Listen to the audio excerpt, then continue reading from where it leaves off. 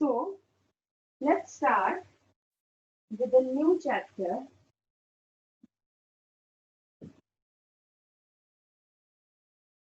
Cell reproduction.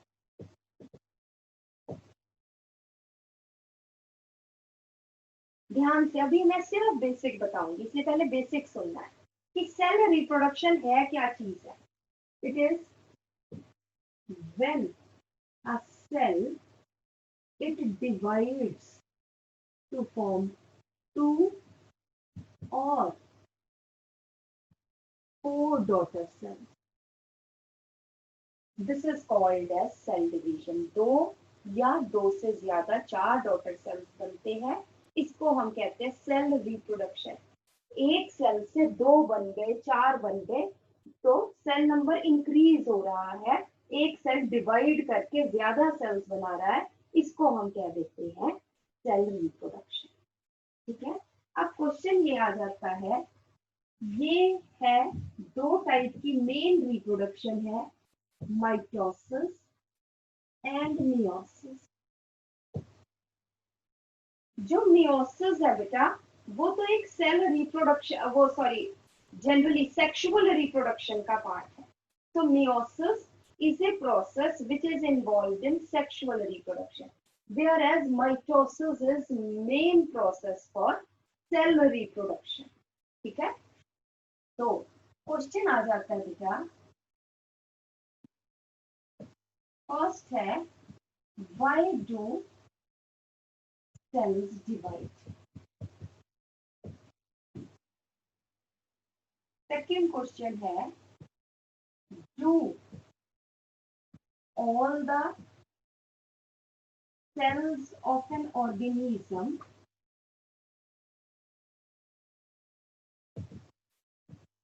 divide forever. हमेशा जो है सभी सेल्स डिवाइड करते हैं.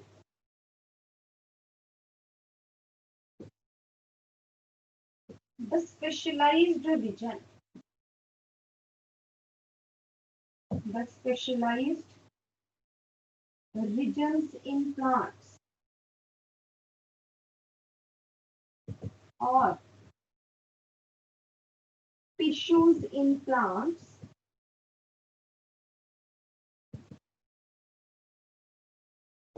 whose cells keep on dividing are called as.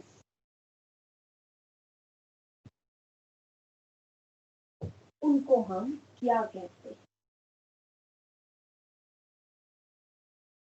Do animals also have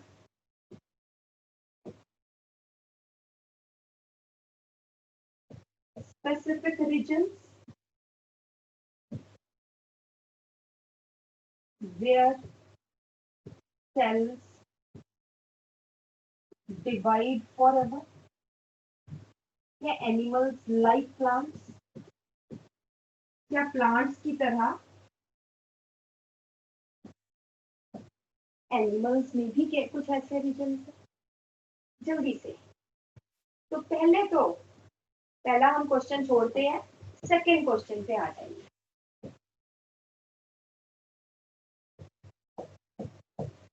Do all the cells of an organism they divide forever? क्या किसी organism के सभी सेल हमेशा डिवाइड करते रहते हैं? Keeps on dividing हम ये कह सकते. थोड़ा सा हम keeps on dividing throughout life.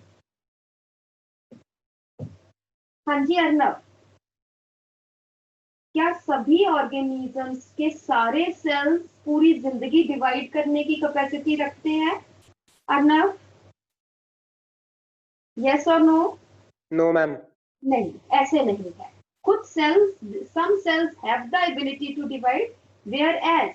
तो आंसर इज, लिखते चलो, क्वेश्चंस भी लिखते जाना. Excuse me ma'am. हाँ जी बेटा. मैम आपने अभी कहा कि कुछ सेल्स के पास ऐसी एबिलिटी होती है, तो मैम मैंने एक आर्टिकल में पढ़ा था कि सेल जो सेंट्रोमियर होता है वो सेंट्रोमियर की वजह से एक सेल डिवाइड करता है मैम, तो सेंट्रोमियर खत्म होते रहता है उम्र के साथ, वो बात सच है? सेंट्रोमियर के कारण डिवाइड होता है? यस मैम, मैंने पढ़ा था आर्टिकल। बेटा अगर कहीं पढ़ा हो तो मुझे वो भेजना पूरा आर्टिकल, या क्या था क्या नहीं। वो तो मेरे से गुम हो गया, मैं ढूंढ के भेज देता हूँ। ढूंढ के, हाँ कोई बात नहीं, टाइम लगाओ। मैं ये देखती हूँ किस कंटेक्स्ट में वो बात कर रहे हैं, है ना। I will see and then I will explain you. ढूंढ के मुझे बताना। ओके। ठीक है, so answer is no.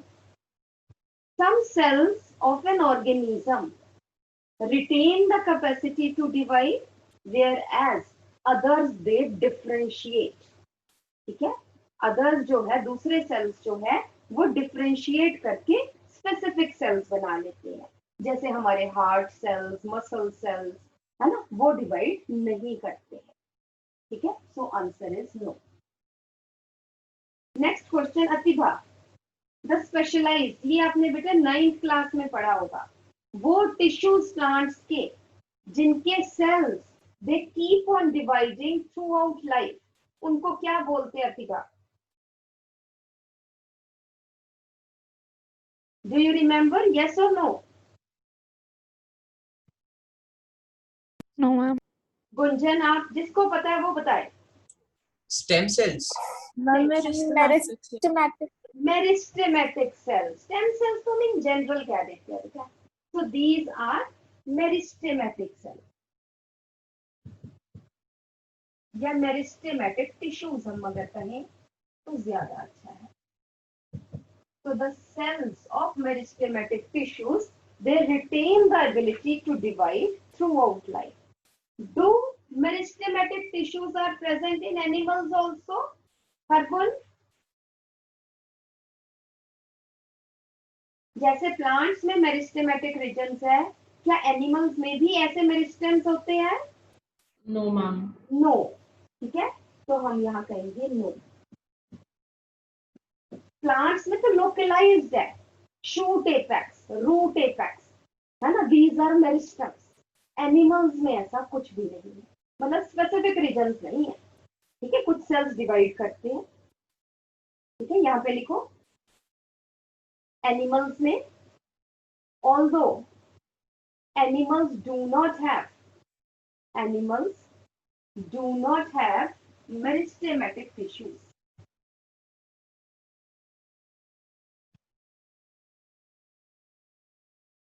But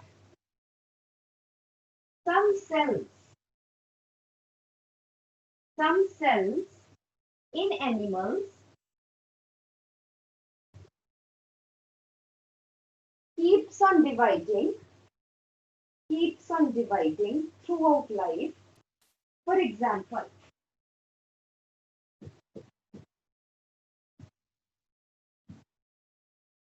bone marrow cells. Bone marrow के जो cells है, they divide and form blood cells. तभी ब्लड सेल्स मरते रहते हैं और नए बनते रहते हैं। Second is osteocytes or bone cells. ठीक है, they divide and secrete matrix of bone. हम बोन करेंगे तो मैट्रिक्स जो अंदर सॉलिड पार्ट होता है बोन का, that is called as matrix. ठीक है, तो बोन्स बेटा घुलती रहती है और नई बनती रहती है, ऐसा नहीं एक बार बन गई तो बन गई, नहीं।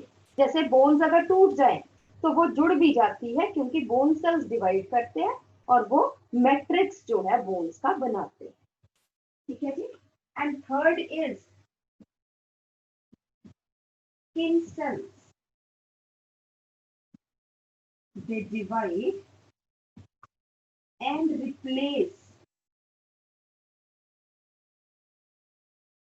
Older cells of skin. हमारी स्किन की मोल्टिंग होती है। जैसे मोल्टिंग क्या होती है? पुरानी स्किन का शेड ऑफ होना। बेटा हमारी स्किन की आप देखते हो कि स्नेक्स की तो पूरी मोल्टिंग होती है, पूरी। हम उसको क्या बोलते हैं? कचुली या कुचली, कुछ ऐसा कुछ बोलते हैं। तो स्नेक उसमें से पूरा निकल जाता है और नई स्किन बनती है, ठीक है। बट हम जो है, सुबह को हम नहाते हैं तो हम मैल उतारते हैं। तो मैल में एक तो चलो जो मिट्टी विट्टी है वो सब उतर जाती है, और दूसरा हमारे जो पुराने डेड स्किन है वो भी उतरती है, ठीक है। तो हमारी स्किन की भी मोल्टिंग होती रहती है, तो नई स्किन बनती रहती है, पुरानी स्किन मोल्ड होके खत्म हो जाती है, निकल जाती है। तो these are some of the cells. बाकी तो हमारी बॉडी में बहुत सारे सेल्स है। Liver cells, they can regenerate, liver can regenerate, ठीक है। इसी तरह से और नए सेल्स बनते रहते हैं, बट ये कॉमन है जो डिवाइड करते हैं। Is it okay? ठीक है जी। अब नेक्स्ट क्वेश्चन आ जाता है बेटा, why do cells divide? Arnav बच्चे मुझे ये बता कि जो मैंने आपको लेक्चर्स भेजे थे वो आपने रिसीव किए, वो आपने देखे बेटा? Yes ma'am. देख लिए सारे? एक बचता आएगा। एक बचा है। और असाइनमेंट भी आपको मिल गई थी? यस मैम, आपने मेरे फादर के मोबाइल फोन में भेजी है मैम। मुझे ना फिर एक काम करना, मेरे फोन पे आप अपना एक नंबर भेज दो जो मैं आपके फोन पे भेज दूँ। Okay ma'am. I don't have your number, तो टेल मी दैट, ताकि मैं उस पे आपको। और मुझे बेटा आप, मुझे सिर्फ हरगुन की, आई थिंक हरगुन की मुझे ईमेल आई है, या सीरत की आई है या हरगुन की आई, आई डोंट रिमेम्बर किसकी आई है। बाकी मुझे किसी की नहीं आई, अर्नब की, कार्तिक की। Send me your email also so that Okay. I can send the assignment on that, ताकि वो easily printable भी हो आपके पास। नेक्स्ट आ जाता है बेटा, अगर आपने पिछले लेक्चर देखे हैं सेल स्ट्रक्चर के, तो हमने उसमें बताया था कि सेल्स क्यों डिवाइड करते हैं। स्पेसिफिकली हम किसकी बात कर रहे हैं? Why do cells divide by mitosis. तो हम एक तो कह देते हैं कि सेल्स ने अपना नंबर इंक्रीज करना, बट क्यों करना है? ये तो हमें चाहिए, सेल को तो नहीं चाहिए। सेल अपना काम करी चले, डिवाइड करने की जरूरत नहीं है। तो हमने उस टाइम क्या बताया था? Can anybody tell me? Ma'am वो रेशियो जो होती है साइटोप्लाज्म और न्यूक्लियोप्लाज्म की। न्यूक्लियो, या हम कहें surface area to volume ratio, या न्यूक्लियोसाइटोप्लाज्मिक रेशियो। दोबारा से एक बार मैं दोबारा से बता रही हूँ, एवरीबॉडी लिसन, क्योंकि लिखा तो सबने हुआ है कि when the cell is small, small cell has high surface area to volume ratio। ये रेशियो हाई है। इस वॉल्यूम को मेंटेन करने के लिए बहुत सारी गैसेस चाहिए, ऑक्सीजन चाहिए, न्यूट्रिएंट्स चाहिए। यहाँ पे मेटाबॉलिज्म के लिए बहुत सारे न्यूट्रिएंट्स बाहर से अंदर आएंगे, ऑक्सीजन अंदर आएगी, CO2 बाहर जाएगी, वेस्ट बाहर जाएंगे। और किसके थ्रू जाएंगे? सरफेस के थ्रू जाएंगे, ठीक है। अगर एक्सक्यूज मी मैम। हाँ जी। मैम प्लीज एक बार दोबारा समझा दो सारा। एक सेल है, ठीक है, कोई सा सेल है, उसके अंदर मेटाबॉलिज्म होना है, बहुत सारे रिएक्शंस होंगे। उन रिएक्शंस के लिए रॉ मटेरियल्स चाहिए। वो रॉ मटेरियल कहाँ से आ रही है? बाहर से आ रही है। और क्या चाहिए? ऑक्सीजन चाहिए। ऑक्सीजन भी कहाँ से आ रही है? बाहर से आ रही है। और किसके थ्रू आ रही है बेटा? वो आ रही है इस सरफेस के थ्रू, डिफ्यूजन हो रही है। अगर सरफेस छोटा होगा तो डिफ्यूजन कम होगी, रेट ऑफ डिफ्यूजन कम होगी। अगर सरफेस एरिया बहुत ज्यादा होगा तो रेट ऑफ डिफ्यूजन ज्यादा हो जाएगी, ठीक है। एक वॉल्यूम को मेंटेन करने के लिए अगर रेट ऑफ डिफ्यूजन प्रॉपर ना हो तो सेल मर जाएगा, उसके अंदर के रिएक्शंस प्रॉपर नहीं होंगे। इसलिए सरफेस एरिया और वॉल्यूम की रेशियो हमेशा हाई होनी चाहिए। वॉल्यूम कम और सरफेस एरिया ज्यादा होना चाहिए। हम ये कहें कि हम जितना खा रहे हैं उससे ज्यादा हमारे घर राशन होना चाहिए, तभी काम चलेगा। एक दिन नहीं आया, हम सफिशिएंट, कोई आ गया, हमारे घर में जो है वो इतना सही आता है जिससे 2 3 4 चपाती बन सकते, कोई आ गया तो हम क्या करेंगे, हम उसको खाना ही नहीं खिला पाएंगे। इसलिए हमेशा थोड़ा सा ज्यादा होना चाहिए, इनटेक ज्यादा होना चाहिए। तो इसलिए इनटेक के लिए क्या है, सरफेस एरिया है। तो अगर सरफेस एरिया ज्यादा होगा तभी वॉल्यूम प्रॉपर काम करेगा। पर जब when the cell increases in size, तो बेटा जब ये सेल इंक्रीज होता है साइज में तो surface area to volume ratio decreases. ठीक है, ये जो मैंने सेल स्ट्रक्चर करवाया है उसका पहला लेक्चर दोबारा से देखना, वहां पे ये सारा बहुत अच्छी तरह से एक्सप्लेन है। मैं फिर भी दोबारा से आपको ये रिपीट कर रही हूँ, है ना। तो surface area to volume ratio decrease कर जाती है, वॉल्यूम ज्यादा हो गई उसके कंपैरिजन में ये जो सरफेस एरिया है वो कम हो गया। जब ये कम हो गया due to which sufficient nutrients and oxygen not available to cell, और दूसरा है accumulation of waste, क्योंकि वो भी sufficiently बाहर डिफ्यूज नहीं हो रहे।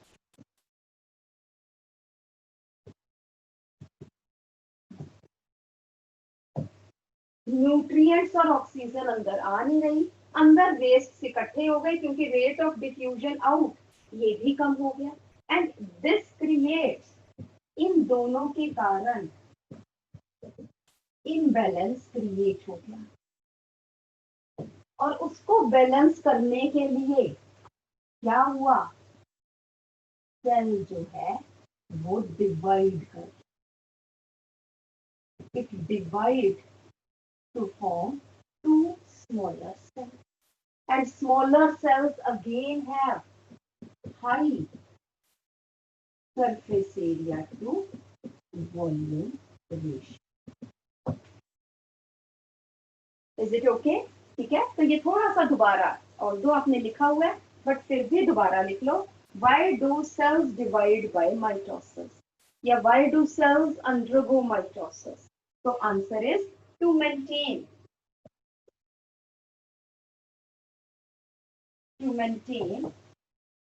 surface area to volume ratio, or proper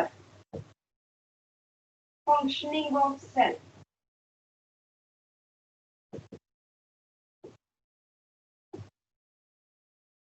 there should be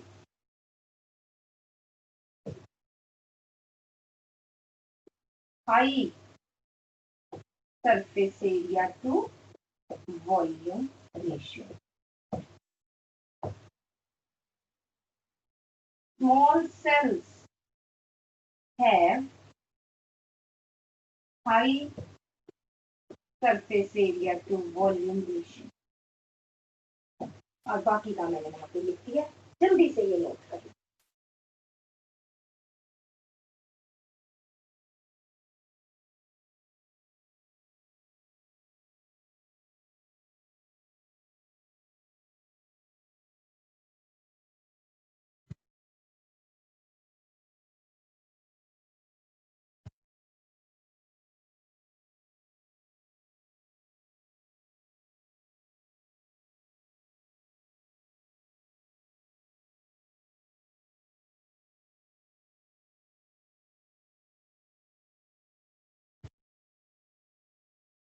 next पहले हम कुछ टर्मिनोलॉजीज करेंगे। एक तो बेटा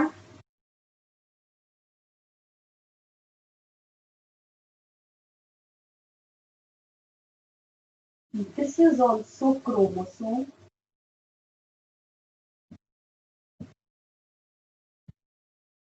this is centromere, और ये है arms of chromosome. In general, this is chromosome. But ये क्रोमोसोम हमेशा कैसे प्रेजेंट होगा? In a coiled form, sorry in a uncoiled form, thread like structure. Metaphase में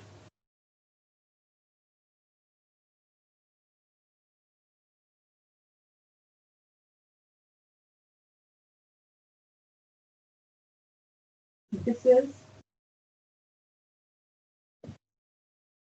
मेटाफेजिक क्रोमोसोम। मेटाफेजिक क्रोमोसोम में ये जो दो है, these are sister chromatid।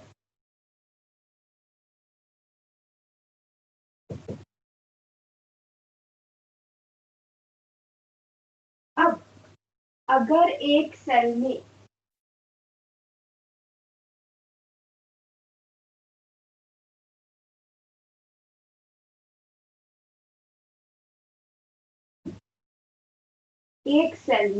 हम बात कर रहे हैं नॉन डिवाइडिंग सेल की, अगर हम बात करें तो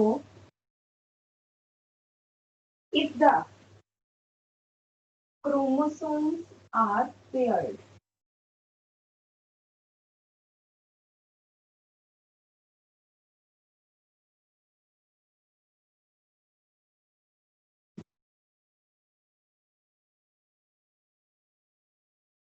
if the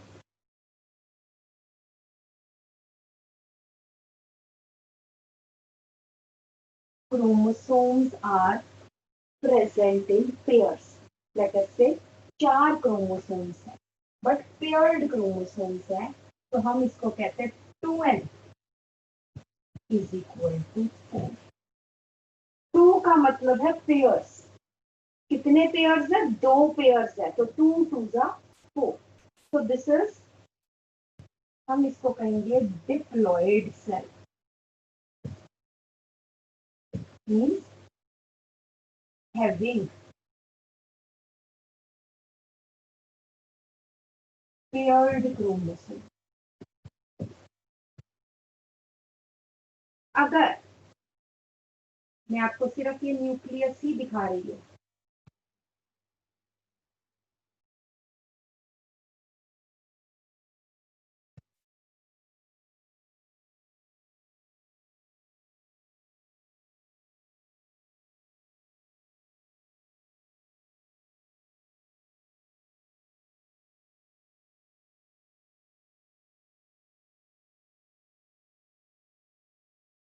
मेरे पास तीसरे कलर का पेन नहीं है इसलिए मैंने इसी उससे बना दिया। अगर हर क्रोमोसोम की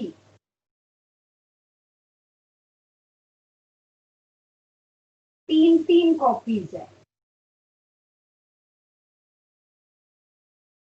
if each chromosome has 3 copies, तो n कितना है? देखो n है यहाँ पे 3 क्रोमोसोम्स है और हर एक की 3 कॉपीज है, तो this is 3n is equal to 9।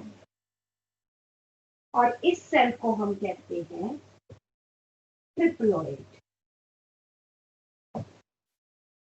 This is triploid.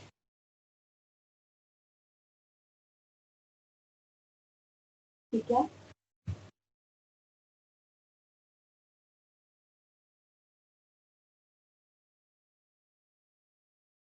अगर ये फिर एक न्यूक्लियस है,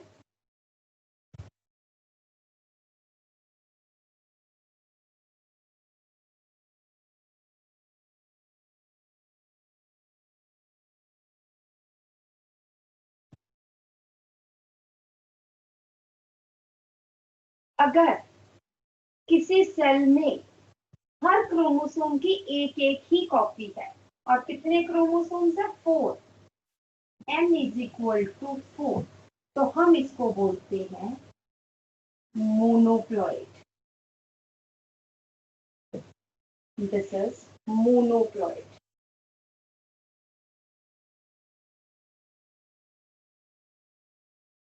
मैम एक बार मोनोप्लॉइड दोबारा समझाना। मोनोप्लॉइड का मतलब है कि यहाँ पे 4 क्रोमोसोम्स है बट हर क्रोमोसोम एक ही कॉपी है, यहाँ पे हर क्रोमोसोम की 3 कॉपीज है, यहाँ पे हर क्रोमोसोम की 2-2 कॉपीज है, ठीक है। और अगर एक एक ही कॉपी है तो ये है मोनोप्लॉइड।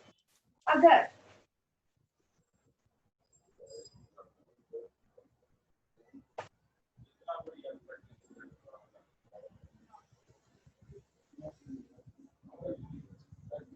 लेट अस से हर क्रोमोसोम की, बेटा अपने माइक ऑफ करो, हर क्रोमोसोम की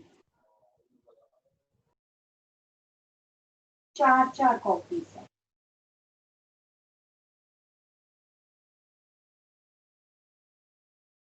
तो n तो 2 है क्योंकि 2 क्रोमोसोम्स है मेनली, बट हर क्रोमोसोम की 4-4 कॉपीज है। 2 टाइप्स ऑफ क्रोमोसोम्स है, but each chromosome has 4 copies. तो 4n is equal to 8। n तो 2 है, 4 into 2 8, ठीक है। And this is called as tetraploid। This is called as tetraploid।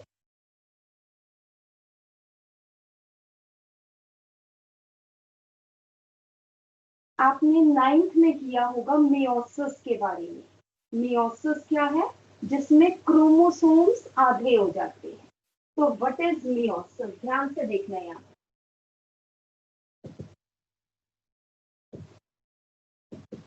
यहाँ पे क्या है? Paired chromosomes gets separated into 2 groups। ये 2n था।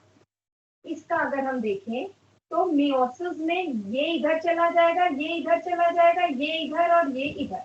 पेयर्ड क्रोमोसोम्स अलग अलग हो जाएंगे। तो अगर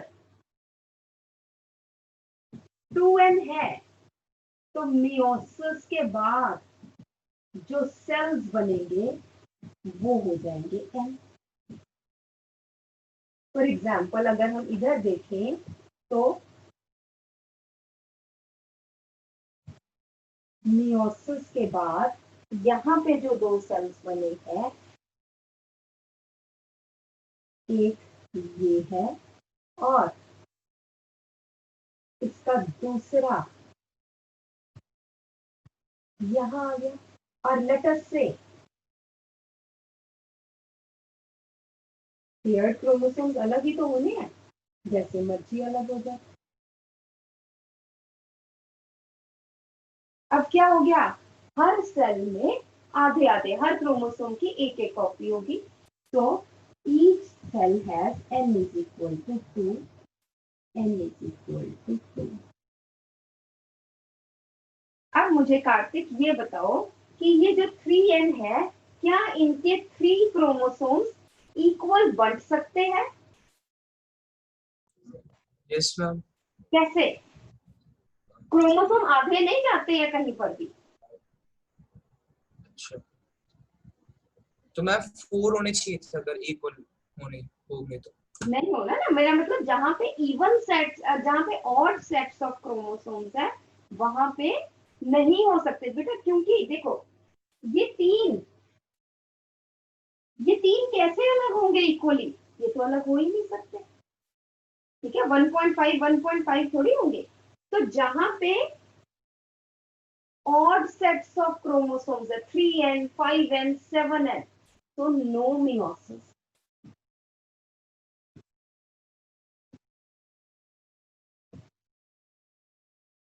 यहाँ पे है मोनोप्लॉइड। अगेन क्या आ रहा है? Odd set of chromosomes. क्या आधे करेंगे? ऐसे थोड़ी कि ये 2 क्रोमोसोम इधर चल जाए, 2 नहीं। पेयर्ड क्रोमोसोम्स अलग होने हैं, इसलिए यहाँ पे पेयरिंग है ही नहीं। तो here also there is no meiosis. यहाँ पे लेटर से ये वाला और ये वाला क्रोमोसोम इधर चला गया, ये वाला इधर चला गया, यहाँ पे ये दोनों चले गए और ये, मतलब यहाँ पे इक्वल, इन 4 में से 2 क्रोमोसोम्स एक सेल में चले जाएंगे, 2 दूसरे में से चले जाएंगे। ऐसे इन 4 में से 2 एक तरफ, 2 दूसरी तरफ, इक्वल डिस्ट्रीब्यूशन हो जाएगी। एंड ईच डॉटर सेल जो 4n है, each daughter cell after meiosis it becomes 2n। दोबारा से, पहली बात तो सेल्स में हो सकता है कोई पेयरिंग ना हो सकता है क्रोमोसोम्स 2-2 के पेयर्स में हो सकता है क्रोमोसोम्स 3-3 के सेट्स में हो, या 4-4 के सेट्स में हो। अगर सिंगल क्रोमोसोम्स पड़े हैं तो दे आर मोनोप्लॉइड, अगर पेयर्स में पड़े हैं डिप्लॉइड, अगर 3-3 के सेट्स में है तो ट्रिप्लॉइड, 4-4 के सेट्स में टेट्राप्लॉइड, ऐसे पेंटाप्लॉइड, हेक्साप्लॉइड ऐसे हो सकते हैं। ठीक है। उसके बाद मेयोसिस होता है reducing the chromosome number two half bye separation of paired chromosome, जहां पे हर क्रोमोसोम की एक से ज्यादा कॉपीज है, तो इक्वल डिस्ट्रीब्यूशन है। तो जिसमें ऑड सेट्स ऑफ क्रोमोसोम्स है, जैसे ये 3 है, तो यहाँ पे मेयोसिस नहीं होगी। तो मेयोसिस अकर्स इन, लिख लो यहाँ पे, meiosis occurs in cells with even sets of chromosomes, such as 2n, 4n, 6n, 8n, etc.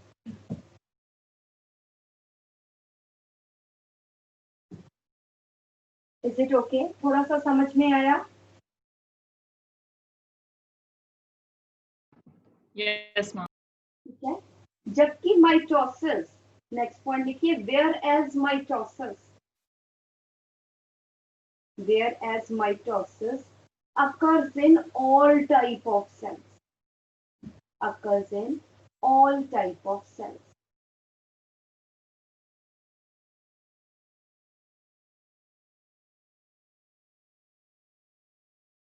ठीक है। नेक्स्ट पॉइंट आ जाइए, most of the organisms have diploid cells,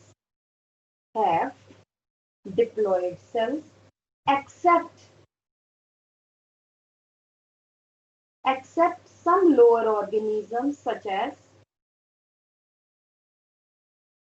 as protists, fungi, and some algae. Such as protists, fungi, and some algae. बाकी सब में diploid sales है या उससे ज्यादा है। Most of the organisms have diploid sales. Ma'am such as प्रोटिस्ट्स, PROTISTS, protist जिसमें protozoans आ जाते हैं, यूग्लिना, पैरामीशियम, है ना, amoeba. such as protists, fungi, FUNGI, fungi, and some algae. Okay. Okay. Humans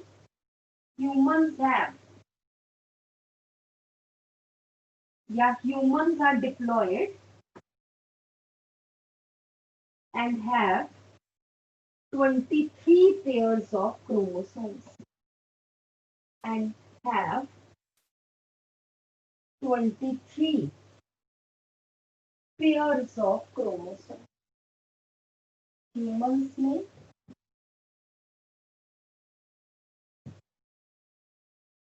23 pairs, और या हम कह सकते हैं 2n is equal to 46.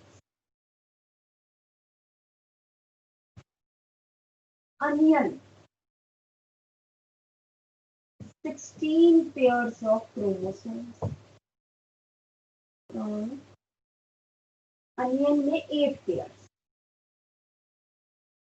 pairs of chromosomes, या 2n is equal to 60। Next आ जाता है मेज, मक्की जो है, 10 pairs of chromosomes, 2n is equal to 20। जो P है मटर, 7 pairs of chromosomes, 2n is equal to 14। gorilla, 24 pairs of chromosomes, 2n is equal to 48। एक आ जाती है बेटा, नेक्स्ट ईयर आप पढ़ेंगे ड्रोसोफिला। ये एक इंसेक्ट है जिसको हम कॉमनली बोलते हैं fruit fly. It has 4 pairs of chromosomes, so 2n is equal to 8। So these are some of the numbers you have to remember।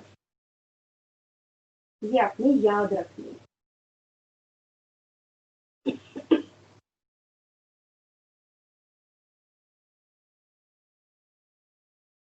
ठीक है, इन सब में मियोसिस अगर होगी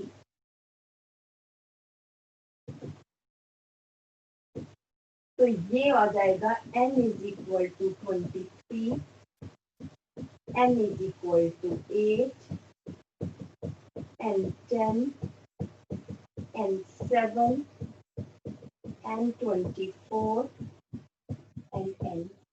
Each daughter cell has these chromosomes after meiosis।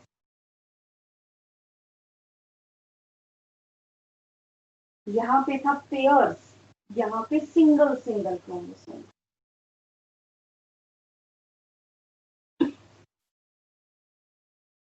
Is it okay? Ma'am higher organism में किसी में odd number नहीं होता? बेटे जब पेयर्स होंगे तो ऑड नंबर हो नहीं ना सकता। अगर पेयर्स है क्रोमोसोम्स के फिर तो इवन नंबर ही होंगे। ठीक है, बट कुछ ऑर्गेनिजम्स होंगे, जैसे अगर हम कहें बनाना, बनाना हैज 3n क्रोमोसोम्स, ट्रिप्लॉइड है, तो उसमें सेक्सुअल रिप्रोडक्शन होती ही नहीं है क्योंकि वहां पे मियोसिस ही नहीं होगी। ठीक है,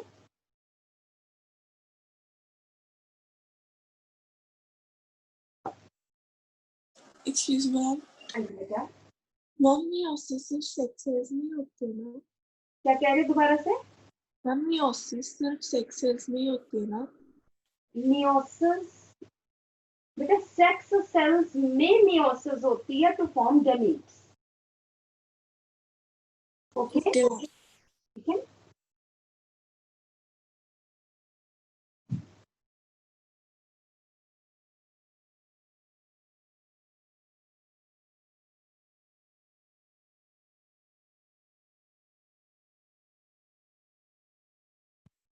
तो अब लिखिए जरा जल्दी से, cell division. It is the process, it is the process in which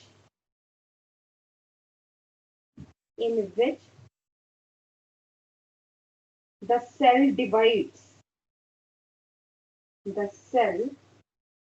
divides, into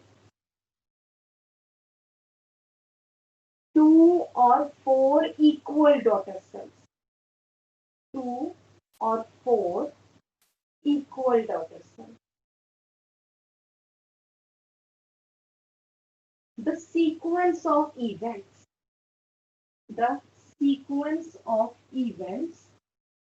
during a sequence of events such as cell growth, DNA duplication,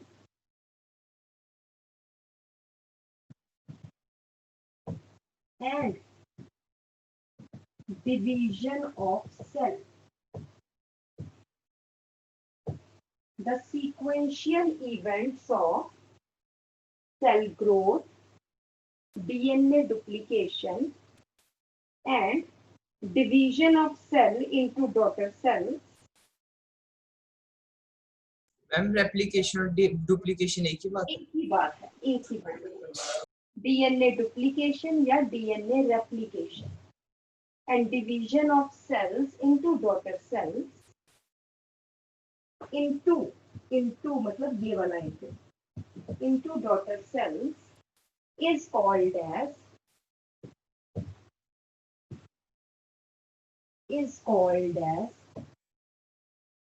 cell cycle.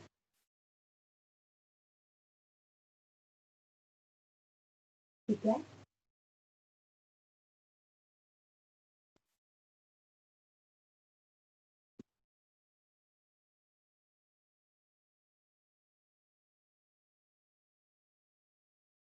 ये जो है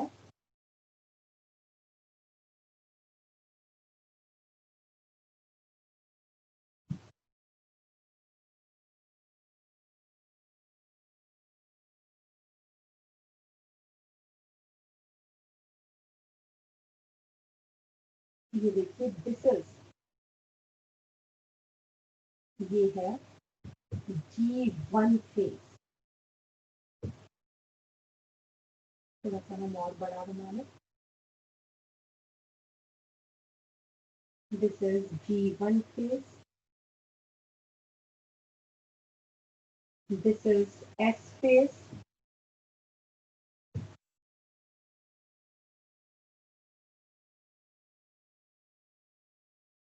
This is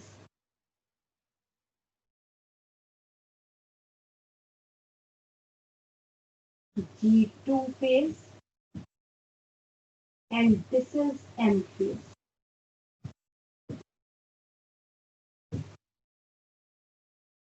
ये जो यहाँ से G1 से लेके G2 phase है, this total is called as I phase, interphase.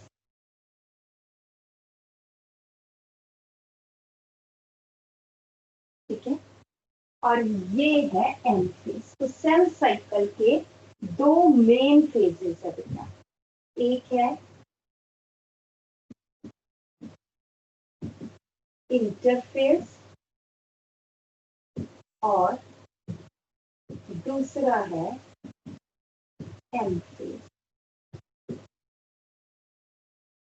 Interphase क्या है? Preparatory phase.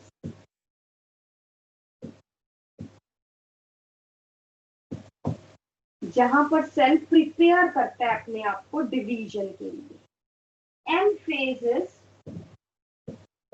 Division phase, in which the cell divides. This is preparatory phase, this is division phase in which the cell divides. Duration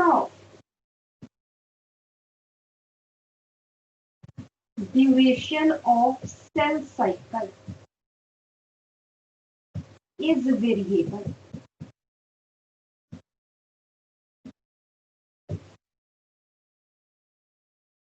duration of ये जो पूरी cell cycle है ये different duration है। For example humans में it is 24 hours, yeast में it is 90 minute, 1.5 our. इस तरह डिफरेंट सेल्स में ड्यूरेशन डिफरेंट है। ठीक है, अनदर इज जो सेल साइकिल है इसमें 95% time is taken by I phase,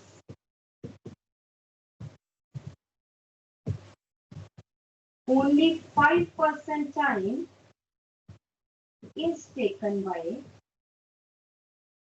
M phase. Preparatory phase हमेशा, कोई सी भी प्रोसेस है, प्रिपरेटरी फेज हमेशा ज्यादा टाइम लेता है। जो एक्चुअल प्रोसेस है वो तो जल्दी हो जाती, ठीक है। जैसे हम ह्यूमंस में कहें 23 hours I phase and 1 hour M phase. तो 95% या मोर देन 95% जो है, it is consumed by I phase and only 1% time is, sorry, 5% time is taken by M phase, yeah, less than 5%. So this is G1 S phase, G2 phase, it are included in preparatory phase.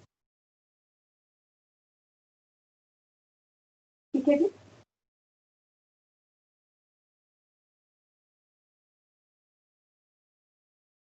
ये लिख लिया सबने? Excuse me ma'am. हाँ जी ma'am ये anaphase metaphase क्या होते हैं? अभी करेंगे बेटा, अभी तो वो बहुत आगे। मैम वो आपने पीछे लिखा था ना मेटाफिजिक कुछ लिखा था। Yes ma'am. अभी करेंगे, अभी करेंगे, ठीक है जी।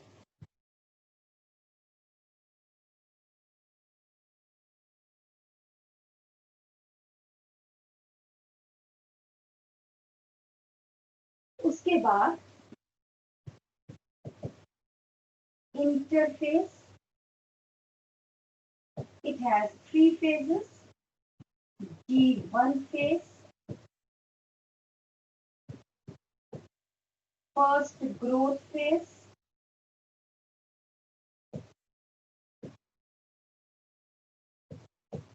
या हम कहते हैं post mitotic phase.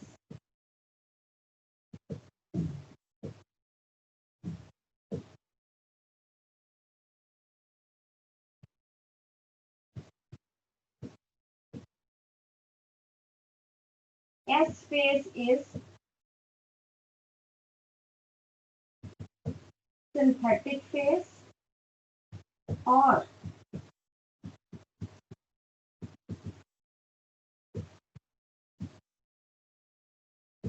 invisible phase।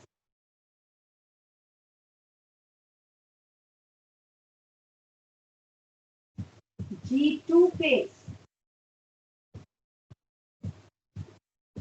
second growth phase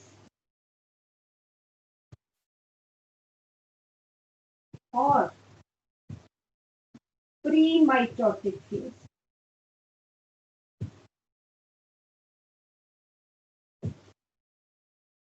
pre-mitotic phase. जैसे इंटरफेज के ये 3 फेजेस है, इसी तरह से जो एम फेज है बेटा, डिवीजन फेज, पहले क्या होता है, ये सेल है, इसका न्यूक्लियस डिवाइड किया तो 2 न्यूक्लियस बन गए। तो ये है कैरियोकाइनेसिस। और फिर दूसरा क्या है, 2 न्यूक्लियस के बाद इनमें साइटोप्लाज्म भी डिवाइड कर गया to form 2 daughter cells. This is cytokinesis. Karyokinesis is division of nucleus. Cytokinesis is division of cytoplasm.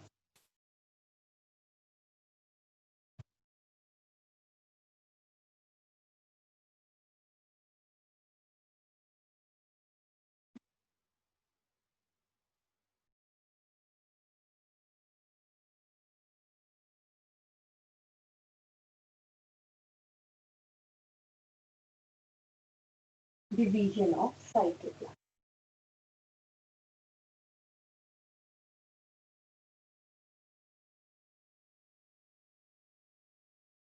तो ये है बेटा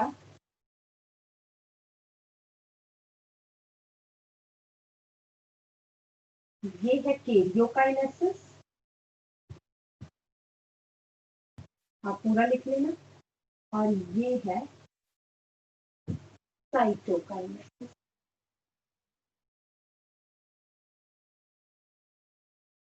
कैरियोकाइनेसिस के आगे 4 फेज है, प्रोफेज, मेटाफेज, एनाफेज, और फिर है telophase. Prophase, metaphase, anaphase and telophase. ये देखिए 1 2 3 and 4, prophase, metaphase, anaphase and telophase.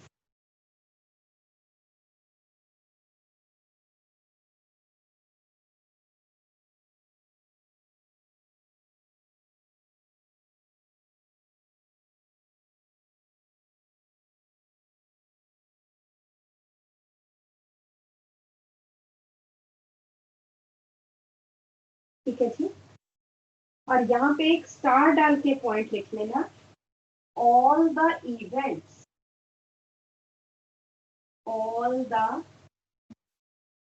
events of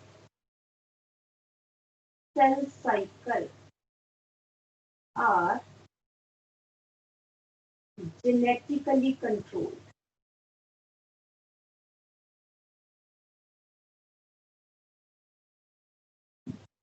कितना टाइम G1 में लेना है, क्या GS में कितना टाइम लेना है, G2 में कब होना है, क्या है, ये सब सेल का जेनेटिक मटेरियल डिसाइड करेगा। All are genetically controlled, star डाल के रेड पॉइंट पेन से लिख लेना।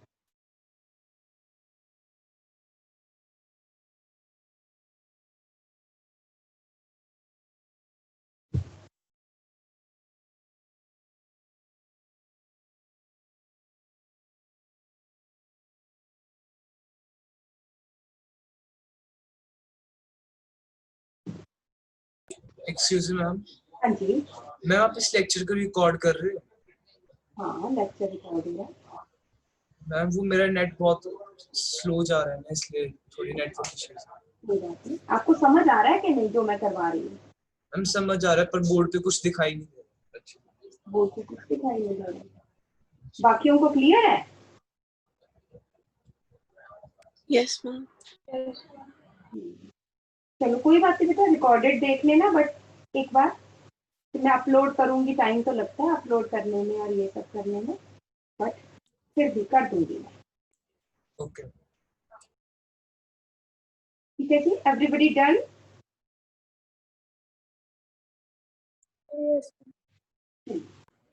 अब हम बात करते हैं बेटा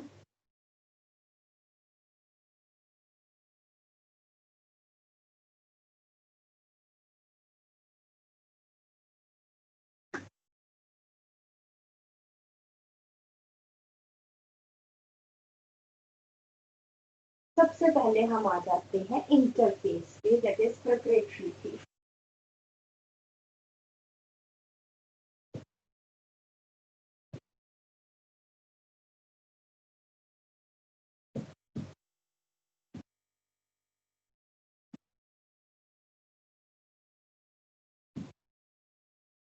इसमें मैंने क्या, पहले आप सुन लो फिर मैं आपको 1 by 1 लिखवाऊंगी।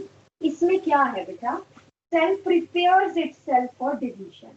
तो सबसे पहले इसमें सिंथेसिस ऑफ साइटोप्लाज्म है, तो सेल ग्रोथ होती है,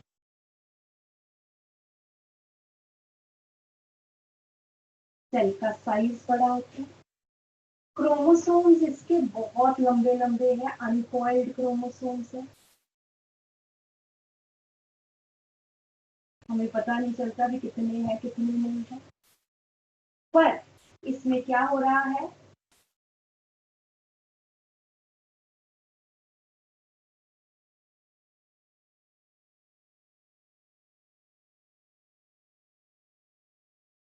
सेंट्रियोल्स डबल हो गए, पहले सिंगल पेयर था अब 2 पेयर्स हो गए।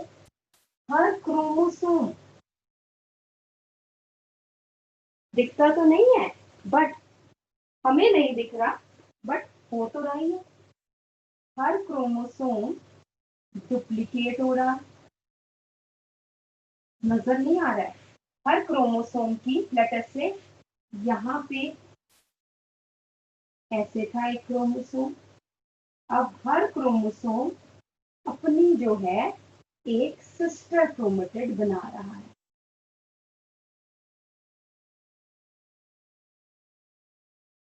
पता नहीं चल रहा है, but each chromosome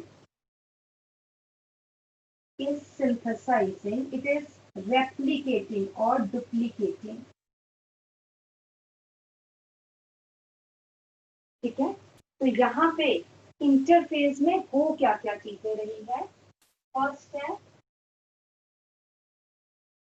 synthesis of more cytoplasm,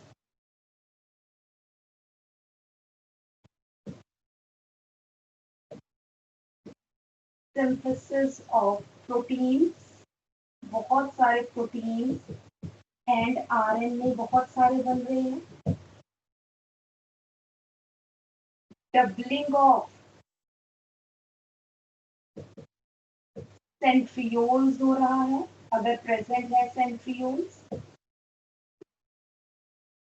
doubling of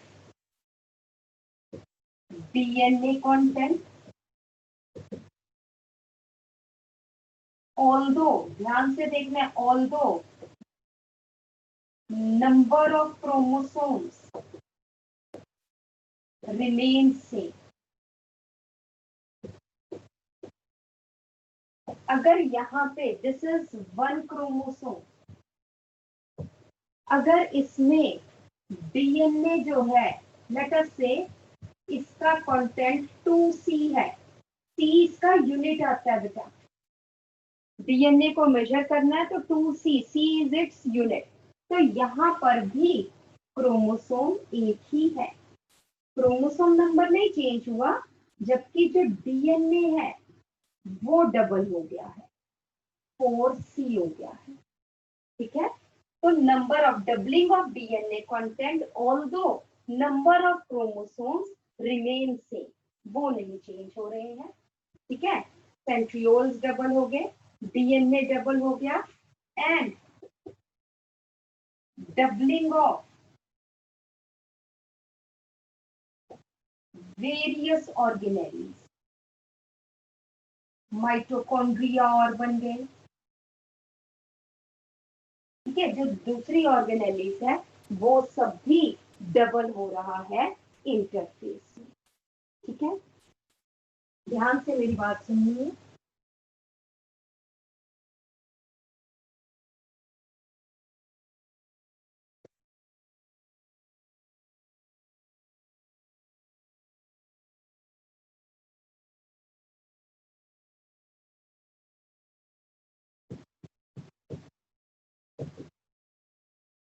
interface is called as, कहते हम इसको क्या है, resting face,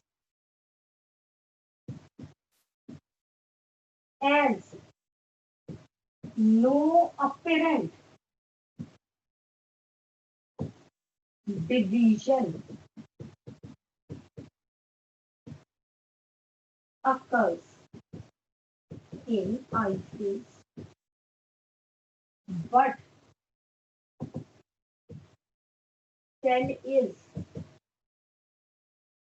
highly active during I phase। दिख नहीं रहा है, बट सेल जो है वो बहुत एक्टिव है इंटरफेस। लिखो जरा ये पॉइंट।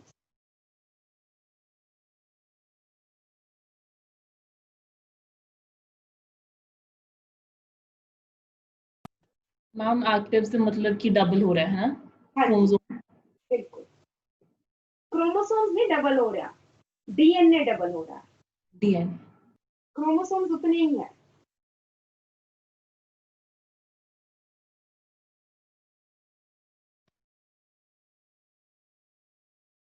Is it okay?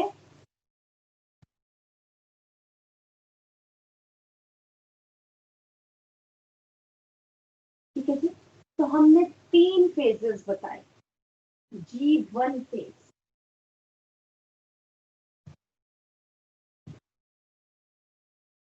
या फिर गैप 1।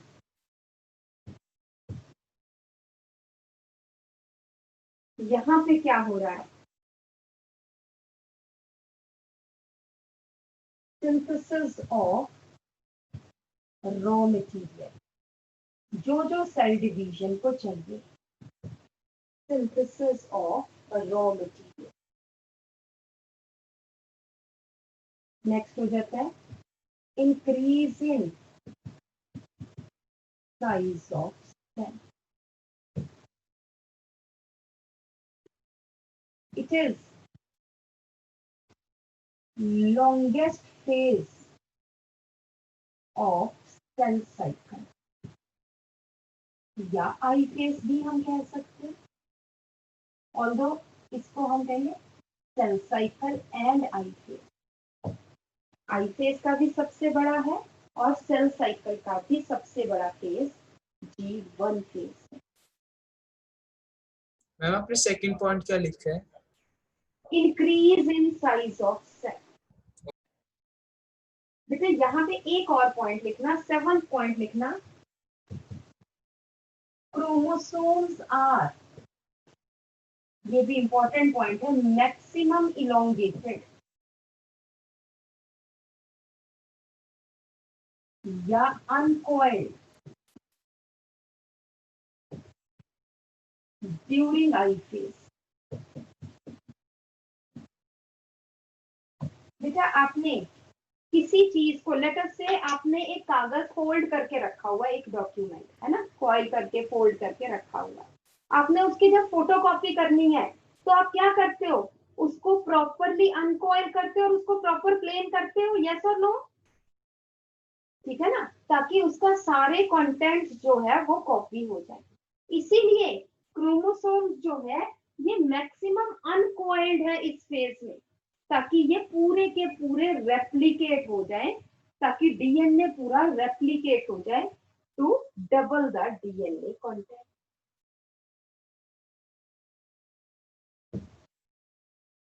ठीक है जी। तो क्वेश्चन आ सकता है यहाँ पे, इसलिए रीजन भी लिख लेना, so that there should be complete replication of DNA. So that there should be complete replication of DNA. जब भी हमने किसी को रेप्लिकेट करना हो तो हम उसका पूरा खोल के करते हैं। ठीक है, G1 फेज में ये हो रहा। उसके बाद नेक्स्ट है S phase, synthetic phase.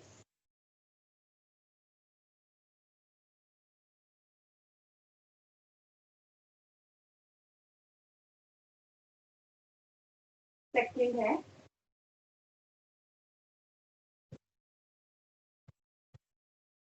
Synthetic phase और एस फेज। इसमें फर्स्ट क्या है, replication of DNA, so that each chromosome has 2 sister chromatids joined at centromere.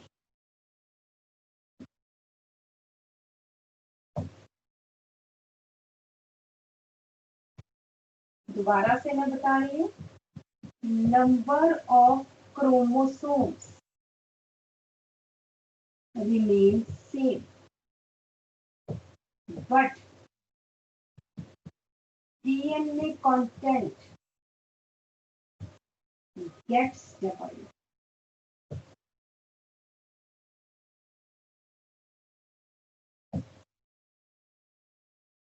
Another is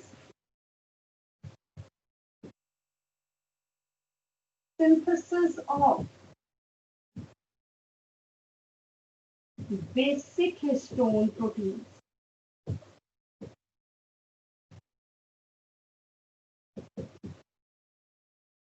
Which are required, कहाँ पे जरूरत होती है इनकी? Which are required for coiling of chromosomes during M phase. M phase में coiling होनी है, किसकी हेल्प से?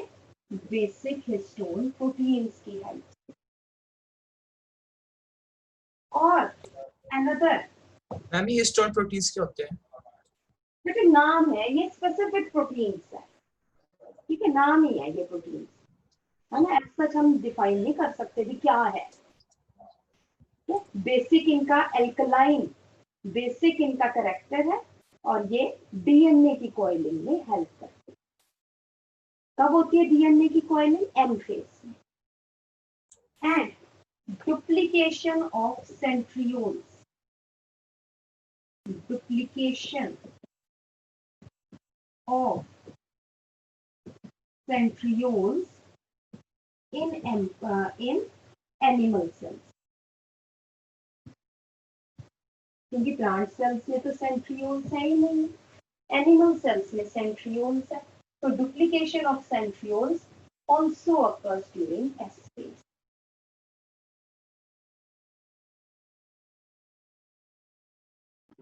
मैम अब एक दोबारा से थर्ड वाला पॉइंट समझा दोगे?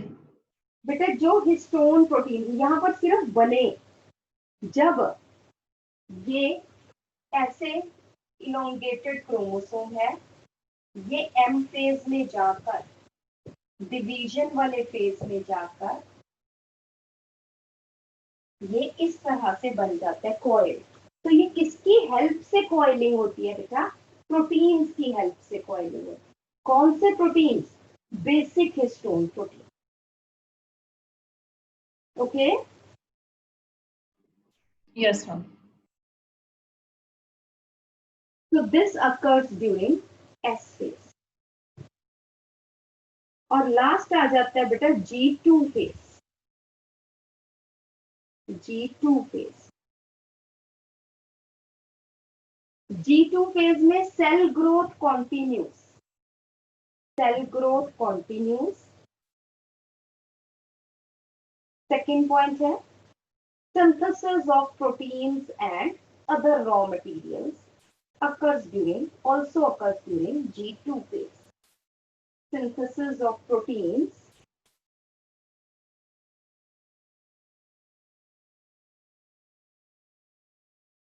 and other raw materials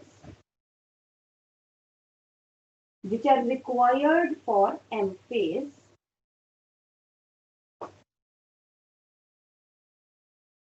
occurs during G2 phase also. Occurs during Ma'am, which are required during M phase, which are required during M phase of division.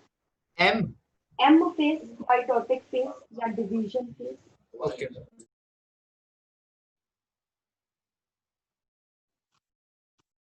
So this is about your interphase. Is it okay, everybody? Yes, ma'am. Yes ma'am. So this is all for today. हमने I phase किया, interface. अगली बार हम mitotic phase करेंगे. We will do mitosis next time. ठीक है जी? And remember that tomorrow